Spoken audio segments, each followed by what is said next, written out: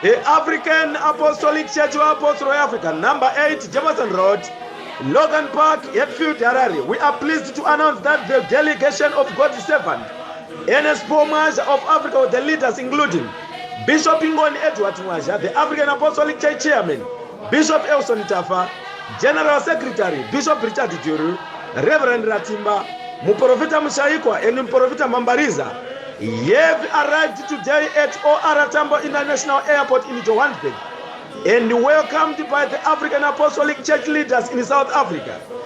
We are going to converge our holy gathering on Saturday, 29 May 2021 at Dinnerled Claim Street, Johannesburg. The sick are healed and evil spirits are destroyed. Mark 16 verse 15. There will be a question and answer session for all those with questions from the church leaders.